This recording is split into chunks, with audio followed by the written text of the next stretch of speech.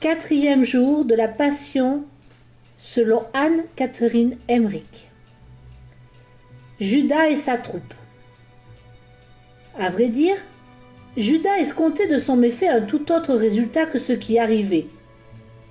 Si ardemment qu'il eût voulu obtenir le salaire de sa trahison et se concilier les bonnes grâces des pharisiens en leur livrant Jésus, jamais il n'avait envisagé qu'on condamnerait et crucifierait ce dernier. Ses vues ne s'étendaient pas aussi loin. Mais l'argent lui était devenu une obsession, et depuis un certain temps déjà, il s'était accoquiné avec quelques pharisiens et sadducéens madrés qui, à force de ruse et de flatterie, l'avaient amené à trahir, profitant de la lassitude qu'il éprouvait à partager la vie besogneuse, instable et persécutée des apôtres.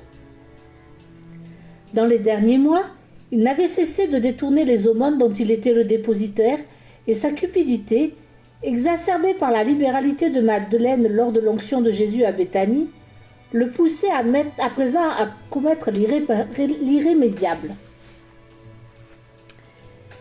Il avait toujours compté sur un royaume temporel du Messie, dans lequel il eût exercé une charge aussi lucrative que brillante. Or, voyant que ses espérances ne se réalisaient pas, mais qu'au contraire difficultés et vexations s'accumulaient, il entendit assurer sa fortune par d'autres moyens, en ralliant avant qu'il ne fût trop tard les puissants et influents ennemis de Jésus. Le faste du grand prêtre et du personnel attaché au service du temple l'éblouissait d'autant plus que le Seigneur se dérobait à toute action visant à le faire roi. Aussi s'aboucha-t-il toujours davantage avec leurs affidés, qui usaient envers lui de toutes sortes de flatteries, et lui affirmaient avec la plus grande assurance « De toute façon, on en finira bientôt avec Jésus ». Durant les derniers jours, ils étaient venus le relancer jusqu'à Béthanie, si bien que, s'enfonçant de plus en plus dans le crime, il n'avait cessé de multiplier les démarches pour inciter les princes des prêtres à passer à l'action. Or, ceux-ci ne voulaient encore rien entreprendre, et même se mirent à le traiter avec un mépris qu'ils ne lui avaient pas témoigné jusque-là. Ils avançaient que le temps les séparant de la Pâque était trop compté, et que la moindre intervention de leur part n'occasionnerait que troubles et tumultes durant les festivités. Seuls les membres du Sanhédrin prêtaient quelque attention aux suggestions du traître. Quand Judas reçut de façon indigne le sacrement de l'Eucharistie, Satan prit entièrement possession de lui, et dès lors il n'eut de cesse de perpétrer son méfait. Il chercha en premier lieu à renouer le contact avec les agents des prêtres, qui jusqu'alors l'avaient flatté avec assiduité, et qui, cette fois encore, l'accueillirent avec une feinte amitié. D'autres hommes s'étaient joints à eux, notamment Anne et Caïphe, mais ce dernier se montrant fort hautain et ne lui épargna point ses sarcasmes. On était fort indécis, on doutait du succès de l'entreprise, car on n'accordait aucune confiance à Judas. Je vis de la même façon l'enfer divisé contre lui-même. Satan voulait que les Juifs se rendissent coupables d'un crime en mettant à mort l'innocent, et il désirait la perte de Jésus, ce juste qu'il haïssait parce qu'il convertissait les pécheurs, dispensait au peuple de saints enseignements et guérissait les malades.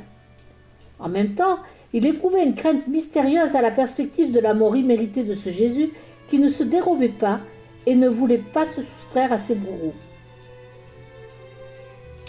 Il l'enviait d'être capable de souffrir bien qu'il fût innocent.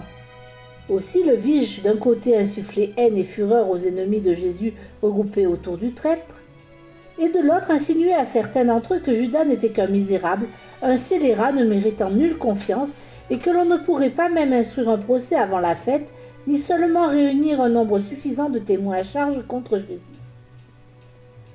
Confrontant leurs avis contradictoires sans parvenir à se décider, ils demandèrent à Judas « Parviendrons-nous seulement à nous emparer de lui ? N'a-t-il pas avec lui une bande armée ?» ?»« Non, répondit l'ignoble traître, il n'est accompagné que de 11 disciples. Lui-même est complètement découragé et les 11 sont des pleutres. » Il leur dit aussi que c'était maintenant ou jamais l'occasion de se saisir de Jésus, car une fois lui-même ne serait plus en mesure de le leur livrer. En effet, il ne retournerait plus auprès de lui. Ces derniers temps, et ce jour-ci en particulier, les apôtres et même Jésus les avaient laissés entendre à mots couverts qu'ils soupçonnaient ses menées, si bien que s'il restait avec eux, assurément il le mettrait à mort. Il les avertit. S'il ne les arrêtait pas sur le champ, il leur échapperait, et ayant réuni ses partisans, il reviendrait avec eux pour se faire proclamer roi. Les menaces de Judas eurent raison de leur réticence. On se rendit à ses vues. Il leur proposa de les conduire auprès de lui pour qu'ils puissent se saisir de sa personne, et on lui remit le prix de sa trahison, 30 deniers d'argent. C'étaient des pièces oblongues portant des inscriptions qui étaient perforées à une extrémité et attachées ensemble par des anneaux à une sorte de chaîne. Offensé par les défiances qu'on lui marquait, par le dédain qui perçait dans leur manière, Judas céda à un mouvement d'orgueil et de fatuité. Il leur proposa d'offrir cet argent au temple, croyant ainsi passer à leurs yeux pour un homme juste et désintéressé, mais ils refusèrent. Le prix du sang ne pouvait être offert au sanctuaire. Réalisant alors à quel point on le méprisait, il en éprouva un profond ressentiment. Il ne s'attendait pas à trouver un goût aussi amer au fruit de sa trahison avant même qu'elle ne fût consommée. Mais il s'était trop compromis, il était désormais entre leurs mains et pouvait leur échapper. Ils l'observaient de près et ne le quittèrent plus des yeux, qui ne leur eût exposé dans le détail son plan pour capturer Jésus.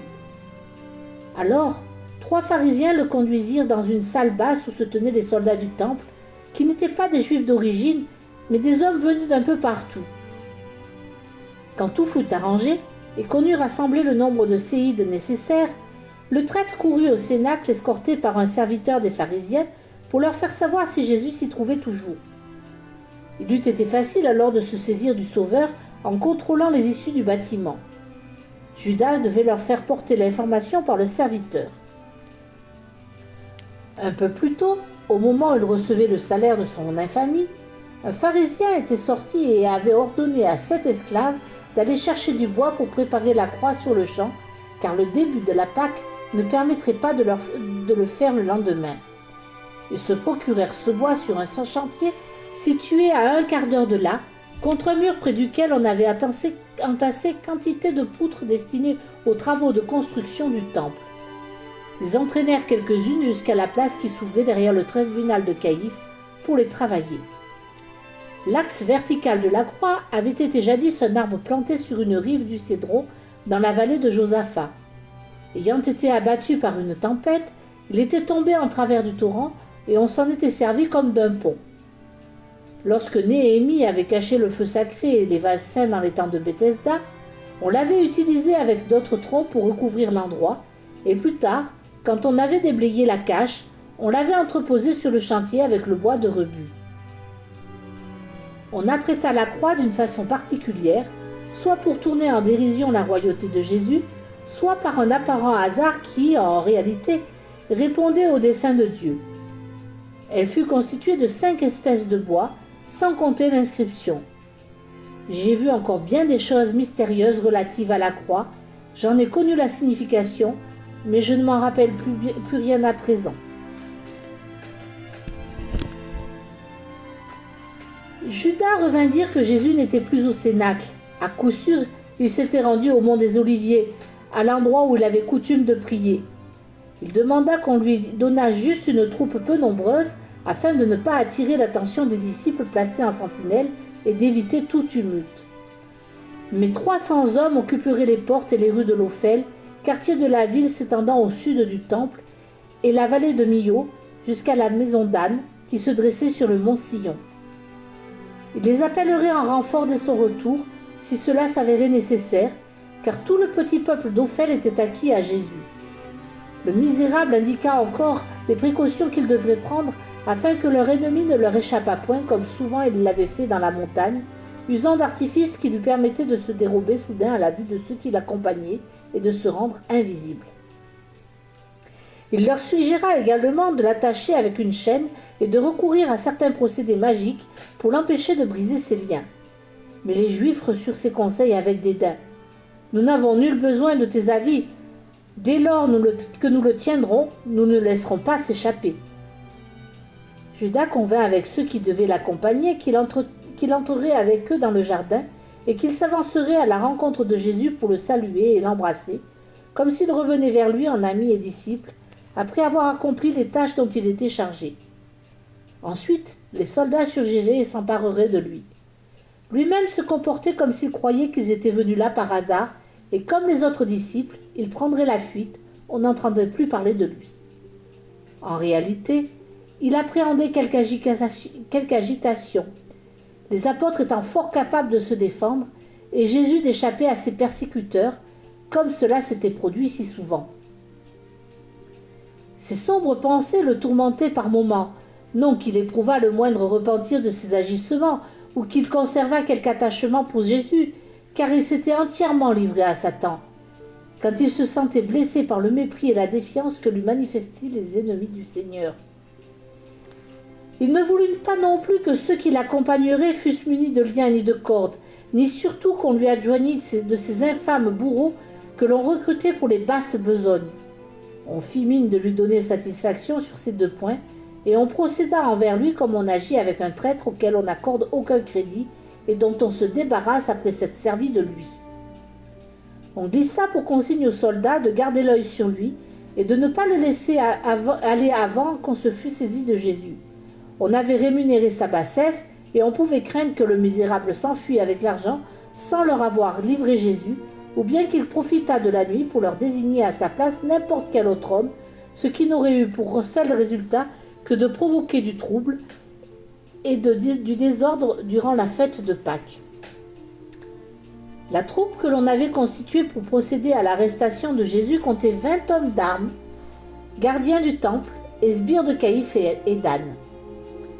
Équipés à peu près comme les soldats romains, comme eux coiffés de casques à pointe et portant des casaques effrangés à partir des reins, ils s'en distinguaient par la barbe, car les Romains, à Jérusalem comme ailleurs, avaient les lèvres et le menton glabres, avec des pattes aux joues.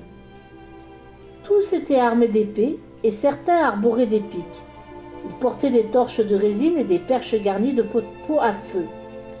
Mais ils n'allumèrent qu'un flambeau quand ils se mirent en route. On voulait donner à Judas une escorte plus nombreuse, mais on finit par se ranger à son avis. Du sommet des monts des Oliviers, un groupe trop conséquent se déplaçant dans la vallée eût été aisément repéré. Aussi le gros de la troupe fut-il assigné au quartier d'Ophel, où de toutes parts on posta des sentinelles dans les rues adjacentes, afin de prévenir toute tentative de soulèvement du peuple en faveur de Jésus. Judas partit avec les 20 hommes d'armes, mais 4 sbires le suivirent à distance, des scélérats employés aux basses besognes, qui s'étaient munis de chaînes et de cordes.